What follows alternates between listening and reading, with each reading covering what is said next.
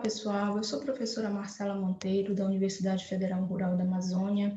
Bem, hoje eu vou conversar com vocês sobre políticas públicas ambientais no Brasil. Aqui eu vou tentar fazer para vocês aí meio que um apanhado geral, tá? Não vai ser nada específico sobre uma determinada política ou lei, mas sim vai ser trazer para vocês uma visão geral de como que essas políticas públicas elas foram aí evoluindo, tá? Desde 1930 até mais ou menos os anos 2000. Bem, para começar, é importante a gente entender que nós vivemos num modelo capitalista, né? Então, a nossa sociedade, a nossa economia, ela visa aí um aumento da produção, um aumento do consumo, o que ocasiona um aumento no consumo, um aumento na extração dos recursos naturais. Tudo isso, gente, claro, tem consequências para o meio ambiente, né? Por exemplo, a partir da Revolução Industrial, houve um impacto nunca visto sobre o meio ambiente, né? Isso aí começou a trazer o questionamento sobre a utilização desses recursos, né? A sociedade, os governos começaram a pensar em maneiras de gestionar esses recursos, já que eles não são finitos. Da mais ou menos meados, né, do século XX, de 1950 para frente, ocorreram aí uma sequência de desastres ambientais, né? Um pouco antes disso, houve a explosão da bomba atômica. Os efeitos negativos dos impactos ambientais começaram a ser sentidos com mais intensidade, né? Como, por exemplo, as secas, a inversão térmica, o assoreamento dos rios, tudo isso começou a se tornar muito mais comum, perceptível pela sociedade, pelos governos. Aliado a isso, gente, ao aumento dos impactos ambientais, começou a haver no Brasil uma pressão do movimento internacional ambientalista, né, do movimento dos outros países. E aí, o Brasil começou a se sentir pressionado para tratar da administração dos recursos naturais, para propor medidas, né, e colocar aí em prática medidas que visem o controle da poluição industrial, o planejamento e utilização dos territórios, tanto território urbano quanto territórios da zona rural, e por fim, surgiu a necessidade de uma gestão integrada dos recursos, porque vocês vão ver que durante muitos anos, muitas décadas, a gestão dos recursos ela não era integrada, né? Se pensava num recurso de uma maneira isolada. Aliado a isso também, surgiu aí a necessidade de delimitar territórios, né, territórios que são específicos para a conservação de áreas, isso já era feito em outros países, e alguns territórios, né, no caso dessas delimitações, alguns territórios eles são para a preservação, que são aqueles mais intocados, outros territórios são para a conservação, se pode utilizar de uma maneira racional. Surgiu, essa ideia começou a surgir de conservação de áreas, territórios, começou a surgir no Código Florestal. Mais recentemente, já em décadas, né, mais próximas, surgiu o IBAMA e o ICMBio, que são os órgãos executores, são responsáveis por fazer valer as políticas públicas que estão no papel. Então, tudo isso gerou aí uma mudança, né, ao longo das décadas nas políticas públicas. Bem, vamos começar aqui falando lá de 1930, tá? Que é quando começou a surgir aí algumas leis, né? Nessa época surgiam os chamados códigos de água, código de minas, aqui coloquei para vocês o código florestal, o código da pesca, e existem outros também, tá? Que foram surgindo, que eram voltados para regulamentar a apropriação dos recursos naturais. Até então, gente, os recursos naturais eles eram considerados como que sem fim, né? As pessoas não, seu governo não se atentava que esses recursos eles podem ser finitos, não se atentava que o uso indevido desses recursos trazia aí prejuízos negativos tanto para a sociedade quanto para a fauna e para a flora. Então, a partir de 1930, começaram a surgir leis, ainda eu costumo dizer leis um tanto quanto tímidas, né? Não eram ainda leis punitivas, leis que criminalizavam o uso indevido desses recursos, mas eram leis que já direcionavam a maneira que esses recursos deveriam ser utilizados. Quando surgiu o Código Nacional de Água, gente, uma coisa importante que aconteceu foi que a água, ela deixou de ser privada, né, e passou a ser um recurso comum a todos. O que isso quer dizer? Até então, por exemplo, se eu era proprietária de vamos supor, um sítio, uma chácara ou uma propriedade rural, onde existia ali um manancial, um corpo hídrico, uma nascente, alguma coisa assim, até então era considerado que, como aquele corpo hídrico ele estava dentro das minhas terras, eu era proprietária daquele corpo hídrico. A partir do Código de Águas, lá de 1934, não. O recurso ele passou a ser comum a todos. O Código de Águas, gente, o que tem lá voltado para a gestão das águas tem muito foco, tá, no potencial hidráulico. Se pensava muito naquela época, né, na produção de energia. Então se pensava muito aí na questão das hidrelétricas, tá? Por isso que o que tem lá é bastante voltado para essa área. Uma novidade que o código trouxe é que começou a se pensar aí um pouquinho na água e nas suas diversas utilizações, né? Como, por exemplo, lá se fala de água de nascentes, águas subterrâneas, águas superficiais. Não é uma legislação voltada, por exemplo, para esses diferentes tipos de água, mas já se enxerga as águas, né? Com os seus diferentes usos, com os seus diferentes fins, apesar de que ele é muito, muito, muito voltado realmente, tá? Para o aproveitamento da água e produção de energia. Bem, passado 1930, aí, se a gente for pensar em 1940, 1950, é possível perceber, inclusive se a gente for pesquisar sobre as leis políticas ambientais nesse período, é possível perceber que houve uma certa estagnação das políticas ambientais. Nesse período, gente, o foco do governo era o desenvolvimento urbano, era o desenvolvimento econômico do país. E se por muitas décadas, né, isso aí persiste aí, inclusive tem governos que trazem muito isso à tona, a ideia de que cuidar do meio ambiente desacelera o crescimento econômico. Então, nessas décadas de 40, 50, o que houve? O Brasil estava muito voltado aí para o crescimento econômico, a ideia era atrair indústrias estrangeiras. Vocês sabem, por exemplo, que quando uma indústria vai se instalar em algum lugar, né, é preciso respeitar a legislação vigente ali naquele lugar. Então, se essa legislação, essa política ambiental, ela for muito restritiva, a empresa não vai conseguir se instalar ali, porque ela não vai conseguir seguir todas aquelas restrições referentes ao meio ambiente, e aí isso muitas vezes afugenta a empresa, né? Só dando um exemplo para vocês, por exemplo, no Brasil, quando a gente pensa em legislação e formas de uso de água, a CETESB, que é a Companhia de Águas lá do estado de São Paulo, ela tem uma legislação bastante restritiva, né? E então, muitas empresas, quando vão para se instalar em São Paulo, quando vão de encontro aí com o tratamento, com todo o cuidado que a CETESB exige, muitas vezes essas empresas preferem se instalar em outro estado, porque estão vendo que ali, né, elas não vão conseguir cumprir o que a CETESB pede. E aí isso é meio que para o governo, né, era meio que afugentar aí o capital. Então, durante 1940 e 50, o crescimento econômico era o foco, era o período de se abrir estradas, né? Era o período do chamado rodoviarismo. Existe um governador lá em São Paulo, mais ou menos na década de 1920, né, que ele dizia: é preciso ocupar o Brasil, e para ocupar o Brasil é preciso construir estradas. Então o foco era esse, né, construir estradas. Vocês sabem que isso traz, claro, um grande impacto ambiental, é preciso desmatar, é preciso muitas vezes aí usar os recursos hídricos, né? Às vezes é preciso aterrar um rio, fazer alguma obra assim. E isso aí, por conta disso, né? As políticas ambientais nesse tempo, elas deram uma certa estagnada, que inclusive vocês estão vendo, né? O Juscelino e toda a sua comitiva aí no ponto alto de um viaduto, porque realmente era esse o foco da época.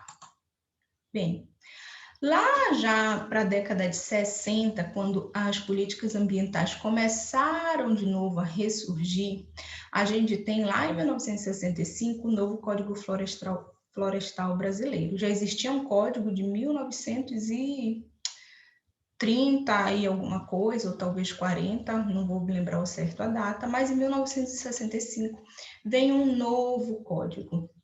É muito importante, gente, que esse novo código ele traz o conceito de proteger florestas, né?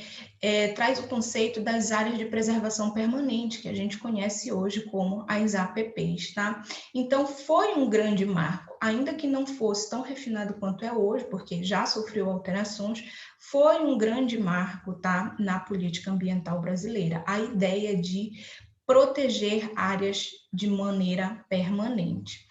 Outra coisa que o código trouxe é que ele começou a responsabilizar os usuários do solo por danos causados. Como eu falei para vocês, as políticas anteriores, elas davam mais uma direção, né? Elas serviam mais para nortear como que os recursos poderiam ser usados. Mas até então, era muito difícil responsabilizar um usuário quando ele utilizava aquele recurso de maneira irracional ou quando ele utilizava ali aquele recurso de uma maneira que vinha a prejudicar o recurso, tá? Isso começou a surgir, essa responsabilização do usuário aí a partir da década de 70, e isso só foi sendo cada vez mais refinado, lapidado ao longo do tempo, né? Ao ponto que hoje nós somos responsáveis, né, pela utilização dos recursos naturais e podemos pagar por isso aí de diversas maneiras. Ainda na década de 60, a gente foi criado aí vários ministérios para tratar dos recursos naturais. Então, tinha o Ministério da Utilização dos Recursos, né, de Minas e Energia, o Departamento de Águas, o IDEFLOR, o Ministério de Minas e Energia, o INCRA, todo mundo já ouviu falar no INCRA, né, quando a questão da reforma agrária ela está aí muito em voga, então certamente vocês já ouviram falar. Vários ministérios que tratavam do uso desses recursos foram surgindo. O que é bom porque é um olhar mais direcionado para um recurso específico.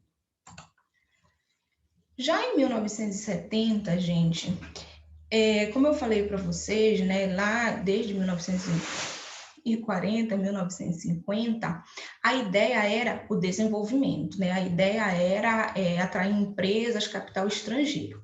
Então, passado algumas décadas, quando chegou perto de 1970, os impactos desse desenvolvimento começaram a surgir, né? Eles começaram a ser muito visíveis. E aí, houve a necessidade de medidas especiais pensando nos impactos e na poluição que esse desenvolvimento estava trazendo. Nessa época, era muito comum relacionar poluição com progresso, né? Então, não dava para. A ideia era que não dava para ter as duas coisas ao mesmo tempo. Ou se tinha o progresso e áreas poluídas, ou se tinha um retrocesso e áreas conservadas. Hoje a gente sabe que não é bem assim, existe uma maneira, né, que ainda é um tanto quanto complicada, mas a gente sabe que existe maneira, né, de se ter um progresso causando um impacto mínimo em determinadas áreas. Em 1970, foi criada a Secretaria Especial de Meio Ambiente, que é a SEMA. A SEMA, gente, ela trouxe aí muitos avanços na legislação que eram voltadas, tá, para o controle da poluição. Então, o Estado começou a perceber essa necessidade de ter uma legislação específica para frear um pouco a poluição. Aí os governos começaram a trabalhar nas chamadas, né, medidas de controle e comando, que é aquele C2zinho lá, em resposta a esse aumento da poluição industrial. Foi criado o comitê especial de estudos integrados das bacias hidrográficas, começaram a pensar, a falar na avaliação dos impactos ambientais, né? Já não podia simplesmente se causar impactos sem com que esses impactos fossem estudados, monitorados. Então, surgiu a ideia de avaliar esses impactos, surgiu a ideia da proteção dos mananciais, o que é muito importante. Até hoje existe uma legislação bem rígida com relação aos mananciais. E começaram também a haver aí punições para o setor privado. né? Lembrem-se que eu falei para vocês que durante muitos anos não havia punições, né? Pensem bem, né, gente? Pensem comigo. Como que a gente pode criminalizar um ato, mesmo sabendo que aquele ato é errado? É preciso que tenha uma lei para respaldar, né, para criminalizar um ato errado. Então, por exemplo, se alguém usa o meio ambiente de maneira indevida, pode ser que seja apenas um erro, mas pode ser que seja um crime. Para ser um crime, é preciso estar estipulado na lei. E isso aí começou a surgir a partir de 1970, ainda de maneira um pouco tímida. Tá? E estou me referindo aqui ao setor privado, né? A questão das empresas.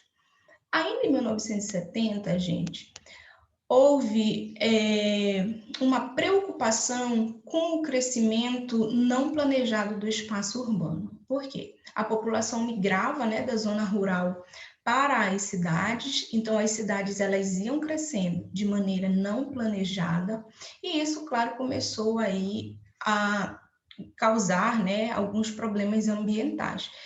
Outra coisa que ocorreu é que as indústrias, elas começaram a ser obrigadas a seguir o zoneamento, né? Então, uma indústria, ela já não podia se instalar em qualquer lugar, existiam áreas específicas. Hoje em dia, por exemplo, não é comum, né, você ver uma indústria no centro da cidade. Elas têm que se instalar em áreas específicas e tomar certos cuidados com relação ao meio ambiente. Isso porque lá em 1970 começaram a se pensar, né? Começaram a pensar no zoneamento industrial e em leis metropolitanas, que eram aquelas leis ali para planejar melhor, tá? As metrópoles e os grandes centros urbanos. Enquanto se preocupava muito com o espaço urbano, com as capitais, a área rural, as coisas que aconteciam na área rural, a questão de desmatamento, utilização dos recursos naturais, era um pouco fora de controle, né? Ali ainda se utilizava muito técnicas totalmente agressivas ao meio ambiente, mas que a curto prazo elas davam retorno financeiro. Então existia aí muita preocupação com o ambiente urbano que não se estendia, tá, ao ambiente rural. Outra coisa importante na década de 70, eu tenho certeza que vocês já ouviram falar, né, foi a conferência lá na Suécia, Estocolmo, em 1972, que foi nada mais do que a primeira grande reunião aí focada nas questões ambientais, né? Foi uma reunião onde tentaram propor medidas, soluções, trazer à tona tudo o que estava acontecendo com o meio ambiente. E essa reunião, assim, os propulsores, né? Essa reunião ela aconteceu porque a comunidade científica já começava a questionar muito o que ia acontecer com o planeta no futuro, porque eles já estavam percebendo que os impactos, eles já, imagine, nos países desenvolvidos, a Revolução Industrial, ela ocorreu muito antes, né? Em alguns países desde 1850.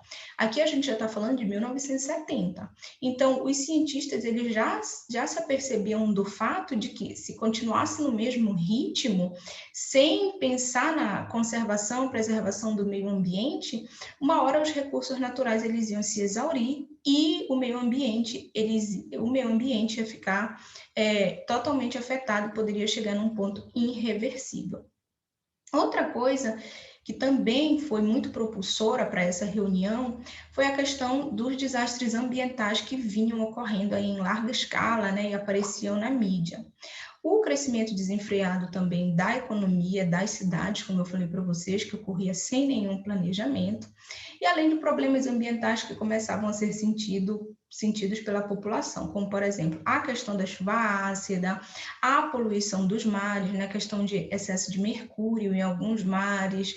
Teve o caso da poluição do solo, porque se utilizava muito agrotóxico nessa época de maneira indiscriminada, né? Hoje em dia já existe uma legislação e na época não, né? Começaram aí a contaminar muito o solo com esses poluentes. Bem, passando para 1980, começaram a pensar numa gestão integrada dos recursos. Lembrem-se que eu falei para vocês, lá em 1930 surgiu o quê? O Código das Águas, né? Pensava ali nas águas em si. Não existia uma gestão ainda integrada. Mas agora, em 1980, as leis que começam a surgir, elas já visam, por exemplo, a conservação, preservação, proteção de vários recursos ao mesmo tempo, né? Por exemplo, do solo, das águas, da fauna. Se a gente pensar, um marco muito grande que houve nesse período foi a criação da Política Nacional do Meio Ambiente, lá em 81. A Política Nacional do Meio Ambiente, gente, ela é um marco histórico, né, de gestão do meio ambiente. Ela tem, se vocês tiverem curiosidade de ler, ela é bastante interessante. Ela traz lá muitos instrumentos. Foi nessa política que foi criado o Sistema Nacional de Meio Ambiente, o SISNAMA. O SISNAMA, ele é um conjunto de órgãos, né, que tratam do meio ambiente. Então, o SISNAMA, ele é como que ele engloba ali os órgãos centrais do meio ambiente, o órgão executor, os órgãos deliberativos, consultivos, todos eles juntos formam o SISNAMA, inclusive os órgãos estaduais e municipais. Outra coisa importante dessa política foi a criação do CONAMA, né, o Conselho Nacional de Meio Ambiente. Vocês sabem que o CONAMA ele é responsável aí por muitas das diretrizes ambientais. Então, o CONAMA ele diz quanto de poluentes químicos que se pode lançar numa água, qual é o tipo de tratamento que precisa ser feito antes do lançamento de efluentes na água, no ar, no solo, o que é permitido, né, em questão de usos de determinados compostos químicos. Enfim, o CONAMA ele é aí um grande aliado, né, da preservação do meio ambiente, conservação do meio ambiente. Então, a Política Nacional de Meio Ambiente, ela traz aí, tá, a criação do CONAMA. Nessa década também foi criado o Ministério de Desenvolvimento Urbano e Meio Ambiente e alguns instrumentos de proteção ao meio ambiente, como, por exemplo, o zoneamento ambiental, a avaliação de impactos ambientais, o chamado Cadastro Técnico Federal de Atividades, né, que é aquele cadastro que precisa ser feito por empresas jurídicas, por pessoa jurídica ou por pessoa física que vá trabalhar com consultoria técnica, ambiental, ou empresas que produzem aí instrumentos para serem utilizados no monitoramento ambiental. Foi criado instrumentos de defesa ambiental, foram criadas penalidades, né, diferentes penalidades para os poluidores do meio ambiente. Então, por exemplo, as multas, a questão de pagamento de diárias e naqueles casos assim mais críticos, né, até entre as penalidades, até a suspensão da atividade de uma determinada empresa pode ocorrer. Então, tudo isso aí surgiu, tá lá em 1980. Mais precisamente, essas que vocês estão vendo aqui, que eu estou comentando, elas surgiram, tá? Lá na Política Nacional do Meio Ambiente. São os instrumentos, tá? Da Política Nacional do Meio Ambiente. Não são só esses, existem também aí muitos outros, incluindo o licenciamento ambiental, que eu tenho certeza que vocês conhecem. Ainda em 1980, gente, aqui especificamente em 88, né, nós temos a Constituição Federal, que traz um artigo lá específico para tratar do meio ambiente, que é o artigo 225. Lá no artigo 225, se vocês tiverem curiosidade de ler, vocês vão ver que lá está escrito, tá, assim, um resumo do que está escrito lá, é que todos nós temos direito a um ambiente de qualidade, a um meio ambiente com qualidade, sadio. Mas é importante ressaltar, gente, que lá também está escrito que todos nós temos o dever de preservar esse meio ambiente. Então, nós temos o ônus, que é utilizar esse meio ambiente, nós temos o ônus e o bônus, né, que é utilizar o meio ambiente e ser responsável pela preservação desse meio ambiente.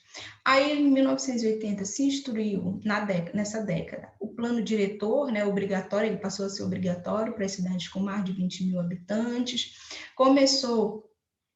começaram os estudos de impacto ambiental, vocês sabem que eles são muito importantes hoje em dia. Vocês lembram da SEMA, aquela Secretaria Especial de Meio Ambiente que havia sido criada anteriormente? Nessa década, a SEMA foi extinta, mas em compensação foi criado aí o IBAMA, né, que é um órgão executor, tá? O IBAMA, vocês sabem que é ele que faz aí fiscalização, né, em determinadas áreas, geralmente não em unidades de conservação, porque isso é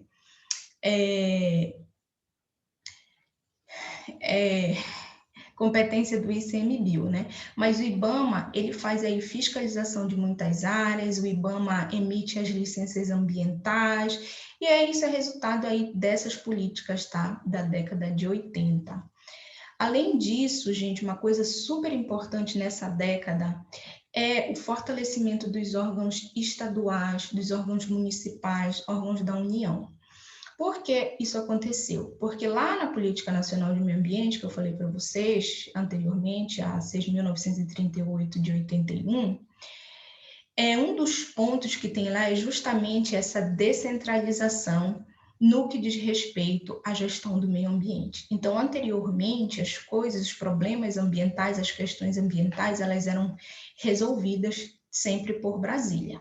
Mas a partir dessa política, houve aí, foi, né, delegado aos estados e municípios uma maior competência para cuidar do meio ambiente. Então, os municípios passaram a ter, não todos até hoje, né, mas isso cresceu. Os municípios passaram a ter os seus órgãos para cuidar do meio ambiente, como, por exemplo, aqui onde eu estou existe a SEMA, que é a Secretaria Municipal de Meio Ambiente.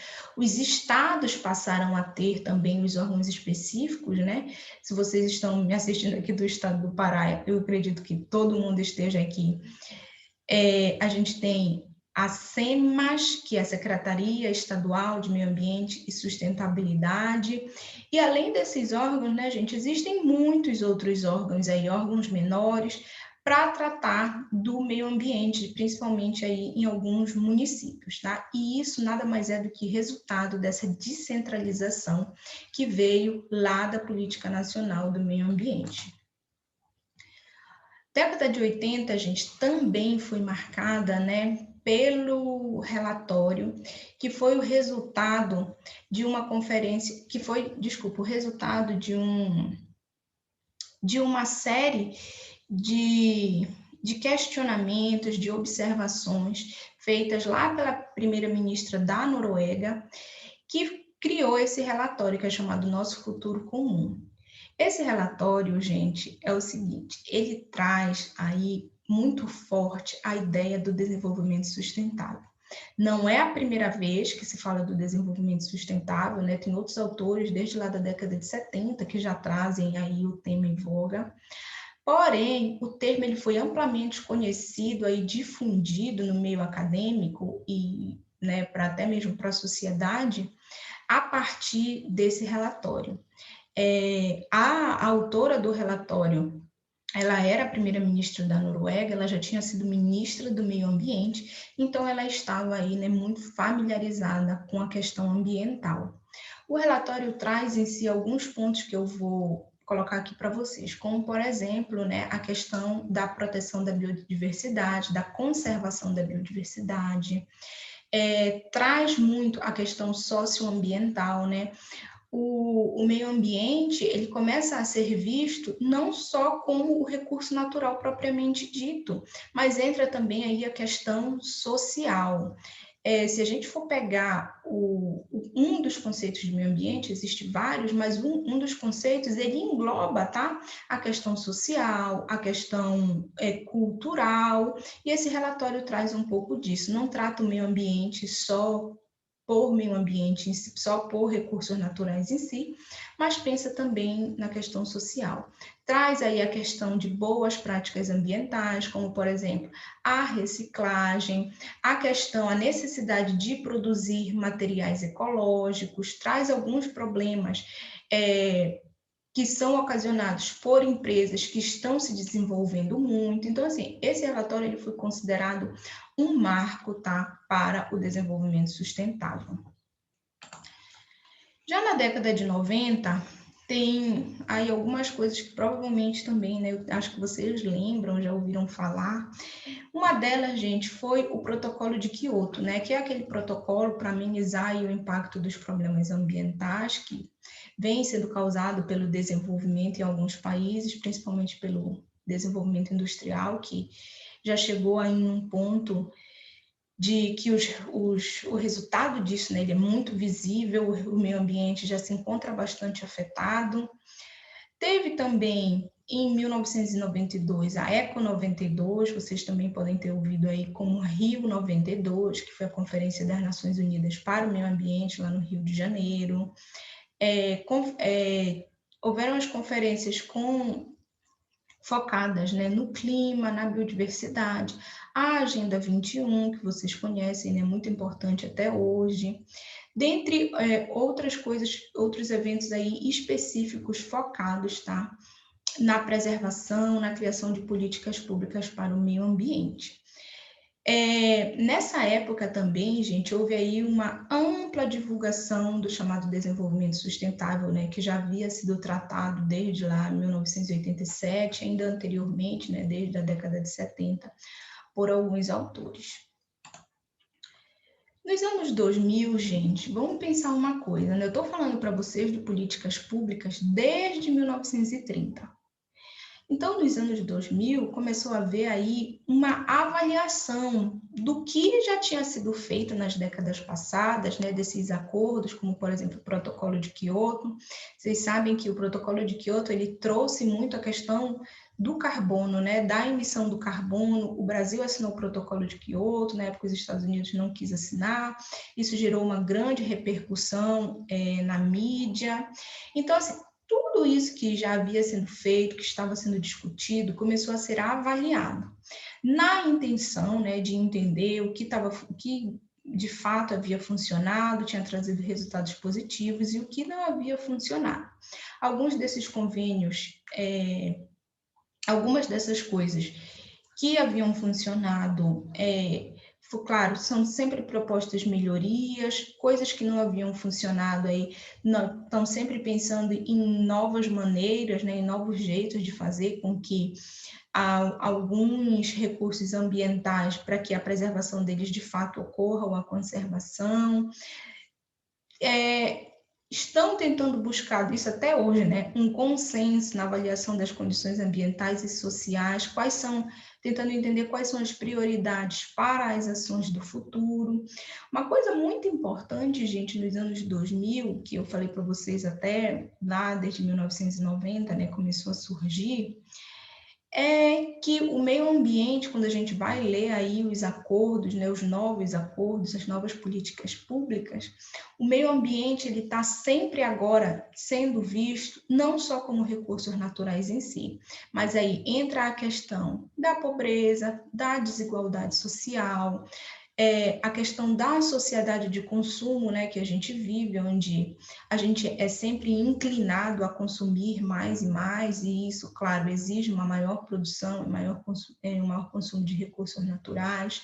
Entra agora a questão da globalização.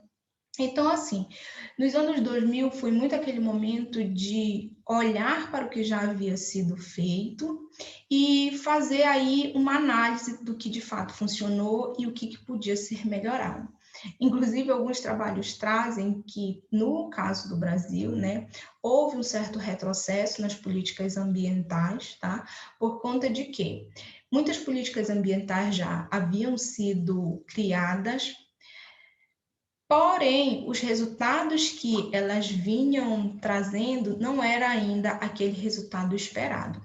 Mas aí, gente, a gente precisa abrir aqui um parêntese de que o resultado vai muito, né, se aquela política, se aquela lei ali ela é colocada em prática de maneira correta, se existe uma fiscalização, né, se existe um controle.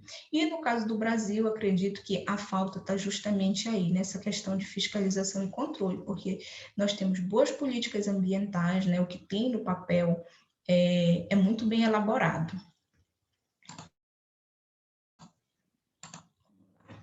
Passando ainda estamos nos anos 2000, uma coisa que não podia deixar de falar para vocês é a questão aí, né, da criação do Sistema Nacional de Unidades de Conservação, o SNUC.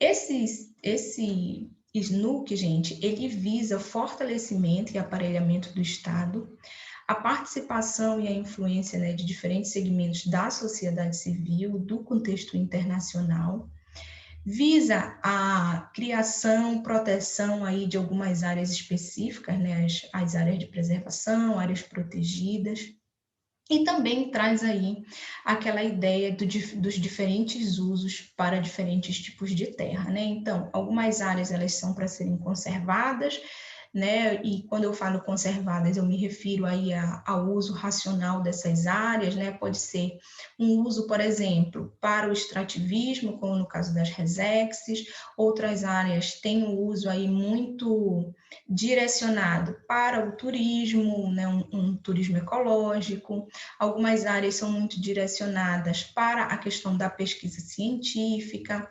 Então, as áreas de conservação, gente, entendam, tá? Elas podem ser utilizadas, mas aí de uma maneira racional, visando sempre a sustentabilidade. E o SNUC também traz a questão da preservação, que aí são aquelas áreas, né, que não são utilizadas, são áreas mesmo ali mais fechadas. Um ponto importante foi a criação, lembrem-se lá do ICMBio, em 2007, né, o Instituto Chico Mendes, que é voltado justamente para a gestão das unidades de conservação. Foi criado no período em que a Marina Silva era ministra do Meio Ambiente, lá no governo Lula. E aí ele tem como muitas funções, né, entre elas a recuperação das áreas degradadas de unidades de conservação. É o Instituto Chico Mendes que concede autorizações para que sejam realizadas, por exemplo, pesquisas ou extrativismo ou turismo ecológico nessas unidades de conservação. Ele também tem aí como obrigação fiscalizar e controlar o uso dos recursos naturais nessas unidades, concede algumas licenças, tá?